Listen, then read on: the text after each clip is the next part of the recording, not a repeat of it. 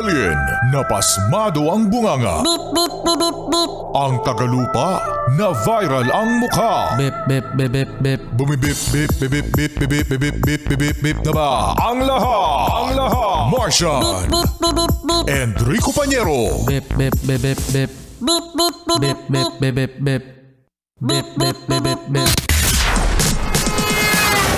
Titilaok! Titilaok! Beep, beep, beep, beep, beep. Ito na ang 101.1 Yes FM Balitang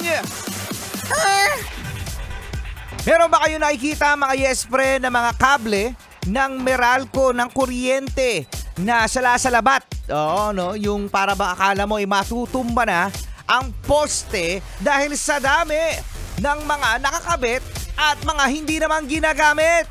Marami!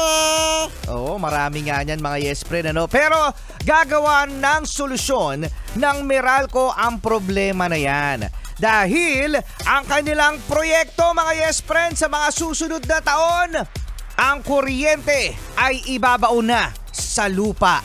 Ay, sana yung kaaway ko na lang. Sana yung kaaway ko na lang yung ibaon sa lupa. Yung kuryente nga eh. Yung kable. Oo, yung kable. So ngayon mga Yes Friend, marami ang nagsasabi, ito ba ay advisable, no?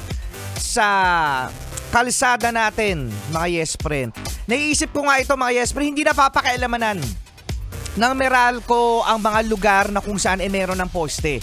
Feeling ko ito yung mga lugar na kung saan may mga ipapatayong mga building, no? Yung mga lupa na wala pang poste na magkakaroon ng development. Kasi mga Yes Friend, kung yung mga kable natin ngayon dito sa lungsod, sa mga kabahayan, ay papalitan ng Meralco ng nakababa, no? O nakalibing. Nakabaon! Oo, nakalibing. Nakalibing na kable. Patay. Nakabaon na kable mga Yes Friend. Good luck naman sa baha. Good luck naman mga Yes Friend. Oo, no? Sa mga huhukayin na magkokos na naman ng traffic.